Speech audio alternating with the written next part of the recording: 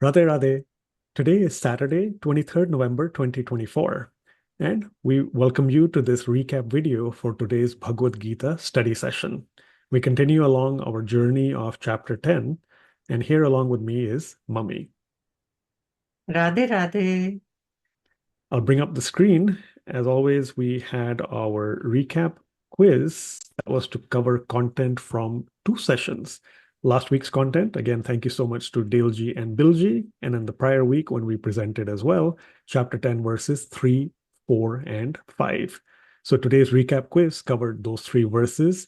As always, please look at the description for this video, and you can access the free community portal to get these slides, including the quiz questions, all these other relevant reference videos and related material. After that, we also made a connection with those verses to Devi Suktam. That was to talk about some of those enumerated qualities, those varieties in the qualities amongst humans that emanate alone from Sri Krishna that he has described in chapter 10, verses 4 and 5.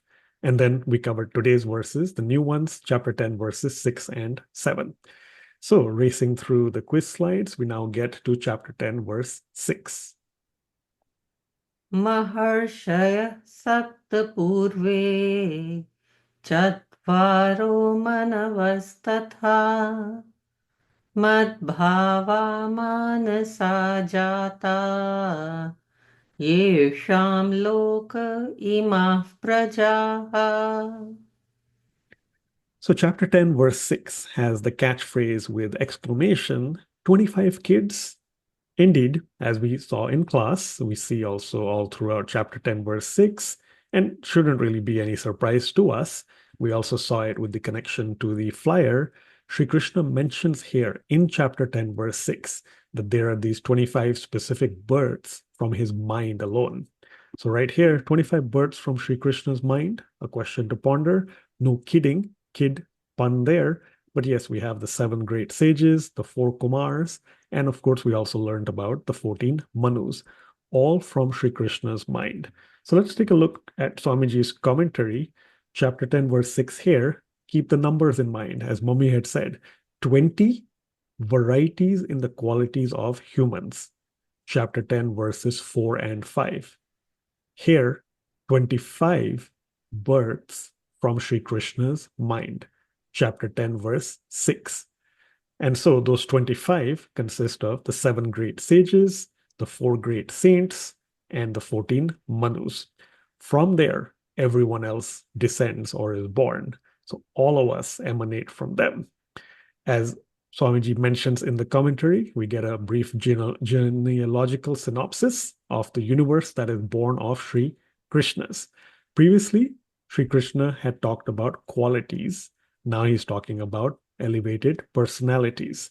So we learned a new term, Hiranyagarbha, that is the Hiranyagarbha energy of Vishnu. Often you may have heard of it as the cosmic or golden egg or womb.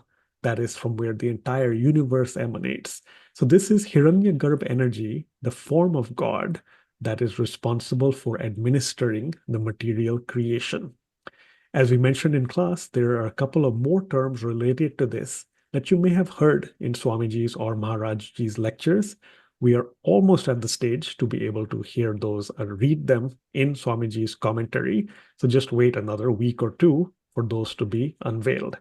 So from here, we get then Brahma. We all have heard of Brahma as being the creator that is specifically for this material universe. But again, where does he come from? He comes from Sri Krishna, this Hiranyagarbha energy of Vishnu. So from Brahma, there are his 4 kids, his 4 children, the 4 saints known as the 4 Kumars, Sanak, Sanandan, Sanat, and Sanatan. These 4 Kumars, it's very interesting. The father, in this case Brahma, he actually wanted them to go ahead at some stage, procreate, proceed with the duties that were entrusted upon him. But these 4 kids, the 4 Kumars, were extremely enlightened. As Mummy reminded us in class, they did not want to be distracted. They just wanted to do sadhana and bhakti. And so they disobeyed, in fact, funnily enough, their father Brahma's instructions. So they always remained childlike. You often see them as, walking around, running around in devotion and prayer without any clothes, cute small kids. And that is the four Kumars that are these four great saints from Brahma's mind. So then further, continuity for procreation has to take place. That's why there were the seven great sages. All of them are listed here. And then we also have the 14 Manus. Many of you might recognize that, Manu is a term we hear of, often kind of known as, oh, the first man, perhaps. All of us descend from him. We also have the term Manav. That's why we are called people, humans, Manav, because we emanate or descend from a form of Manu. So all that is listed out here in Swamiji's commentary. So the 14 names of the Manus. And as we mentioned in class, there is in the slides here that you see, in fact, in the usual section that says in your spare time, one of these links is for a video by Swamiji that very appropriately and completely explains all of this information. In fact, if you thought you had learned enough when we learned about Kalp and the day and night of Brahma, the unit of time, etc., there are way more numbers and descriptions mentioned in this video. So we encourage you to take a look at that. We'll also cover some of that in next time's session. So again, all these are listed here. They help with, of course, continuing and administering this universe. And so we are presently in the era of that seventh Manu, about 5,200 plus years into this current Yug, in Kali Yuga, of course. And so there will be 7 more Manus after this one. Again, massively large amounts of time. The point is, and Swamiji mentions in that video or in a second video that we've also linked this time in the slides, no one wants to perhaps be on this material planet in so many lifetimes for such a long amount of time. We all want to, in fact, steer ourselves hopefully towards bhakti and devotion. So that'll connect well actually to the next verse. The takeaway here again is that all these sons, grandsons, children, kids, whatever you say it, every one emanates as a descension of Sri Krishna himself. So he is the original forefather of all forefathers, Prapitamaha. So next, let us listen to chapter 10, verse 7. Etam vibhutim yogam cha mama yo veti tattvataha sovikampena yogena yujyate natra sanshaya. So chapter 10, verse 7 has the catchphrase with alliteration as unwavering unison. If we are steady, unflinching, we have no doubt, we will be able to have that unison, the union, the yog that we seek with God through, of course, bhakti yog. So here we get to see again, as many times Sri Krishna and Swamiji have mentioned, bhakti yog. Sri Krishna says, those who know in truth his glories and divine powers, they can get united with him through unwavering bhakti yog. And he stresses that by saying, of this there is no doubt. We've said this before as well, that in a few verses every now and then, Sri Krishna makes a very, very impactful statement or a declaration, and then he further qualifies it by saying, of this there is no doubt. So absolutely robust, solid. There's no question about it going in any other direction. What it needs is for us as students and devotees to, of course, do our best in terms of sadhana and discipline. So we continue to listen to Swamiji's lectures, read the Bhagavad Gita and Swamiji's commentary, and throughout the day, if we can, with our minds and our hearts, practice Karma Yoga, practice Bhakti Yoga, practice that unflinching faith and devotion. So Swamiji says here, we get to see the word vibhuti, which, as we reminded you, we may have, not realized, but chapter 10, Vibhuti Yoga, we saw many weeks ago, that's the title here. Yoga through appreciating the infinite opulences of God. So Vibhuti is an opulence of God or also a great Shakti or a power of God. Swamiji mentions, of course, yogam, we have seen perhaps before. It refers to God's connection with these wonderful powers. The takeaway here is again, it is this bhakti yoga, that steadfast bhakti and devotion that we need. If we can do that, if we can recognize Sri Krishna as the supreme Lord of the universe, we recognize his glories. We saw in the quiz question, if we can also appreciate that he is unborn and beginningless, then there is no doubt we can have unwavering union, that yog with him. So Swamiji again reminds us that knowledge is extremely important. It is knowledge of the greatness of God, Swamiji says, that will nourish this love we as devotees possess or want to increase. You perhaps remember we mentioned in class back in chapter 7, I believe, we had this similar concept in one of the sets of verses on knowledge helping us increase our love and devotion for God. The video we had shared back then was based in, Swamiji's visits to Clearwater, Florida. Beautiful place, lovely water, serenity, and different stones, pebbles. You go hunting for them on the beach. And if you find one and then you just think it's a stone, you have a certain level of appreciation for it. Very limited, perhaps, you might guess. And then if you find out that it's a diamond, your love for it increases manifold. And then you realize what its value is, the worth is. Of course, your love keeps on blossoming. That's a material example or an analogy for how we want to appreciate these qualities and these virtues of God. So here, from a stone perspective, Swamiji has talked about Shaligram that you might have heard a week or two ago in the context of Tulsi Vivah. Again, if you look at the slides this time for the In Your Spare Time section, one of these videos has a story related to Shaligram as well, and how, again, knowledge of it helps to increase love and devotion. So again, Shaligram is a representation for Lord Vishnu. Many people, worship that, and it holds a lot of meaning for them.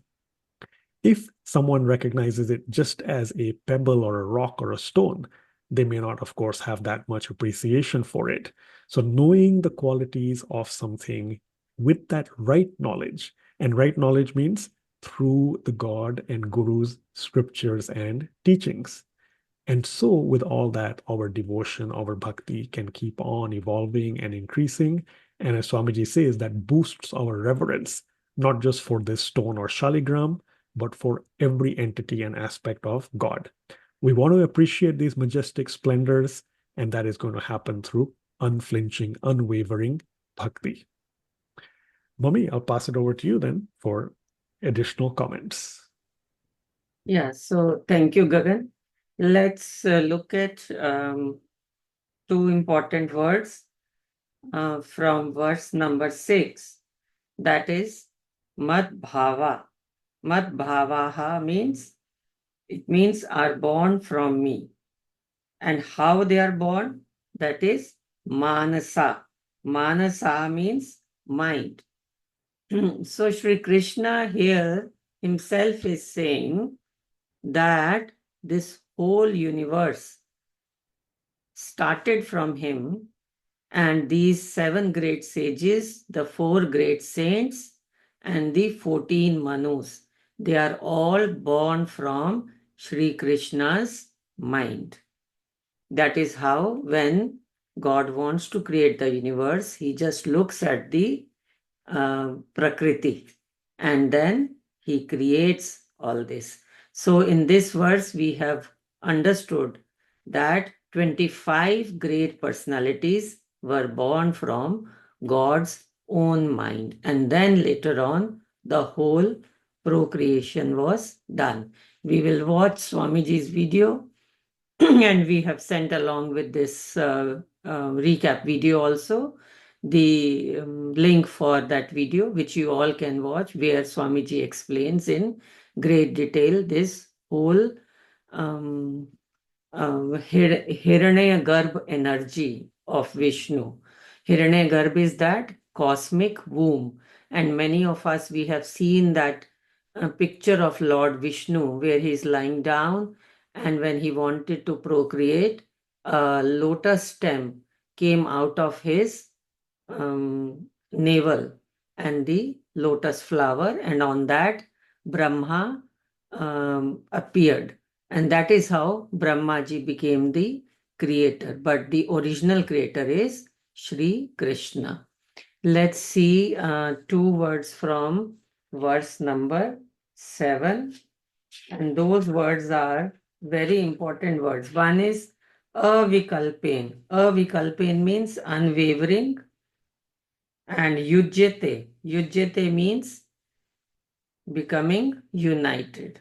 So now, this is what Krishna is saying. After knowing everything, that these are infinite number of Krishna's glories, his vibhutis, and they all manifest from him in human beings also, in different varying degrees. And now he says that once we understand that he is the Supreme Lord who has created this whole universe, and once we understand very truthfully that these are his glories and his divine powers, then because of all that knowledge, we will have the avikalpen, unwavering. Unwavering means unflinched, steadfast. We'll have steadfast knowledge of God's glories. So our mind will be then united with Him. Because once we have knowledge of something, then we really understand the worth and value of that thing. This is what Sri Krishna is saying, that we all need to learn the truth about all the Supreme Lord's glories and attach our mind to that Supreme Lord and move on the path of Bhakti Yoga. And that is how he says you can reach Golok. And he says there is no doubt about it. Sri Krishna himself is saying there is no doubt about it. Natra sanshaya. You see? So then when we get straight these are the formulas or tools given by Sri Krishna himself. So there shouldn't be any debate about it, and we understand the knowledge about all the glories of God. So let's connect our mind with God and move on the path of spirituality through loads of bhakti and bhakti. Over to you, Gagan. Yeah, thank you, Mummy. So, chapter 10, verses 6 and 7, and the various connections, again, at the risk of repetition, but making sure you all can take a look at the slides via the community portal. And please go through these videos, these ones for, by Swamiji for relevant content. And also, as we mentioned early on, there's the Devi Suktam that's also provided in the slides. You can listen to all of it, of course. It's a very, very sweet mantra, all right? Honoring the glories of the Divine Mother. And within that, of course, there were a few verses that we were able to make connections to with last time's content, specifically chapter 10, verses 4 and 5, those 20 varieties in the qualities amongst humans. You can go ahead and find them. Verses 2, 8, 14, and 24. At least those ones have direct connection to those 20 different qualities or to some of them. So that link is also provided. And as always, just make sure that you go through this material. And as Mummy said, we'll cover more of this when we meet next time. That's going to be Saturday, 30th November, 2024, assuming the class is not canceled for Thanksgiving or anything. Otherwise, it's 1 week later. But regardless, we'll look forward to seeing you next time. Thank you so much. Radhe Radhe. Radhe Radhe.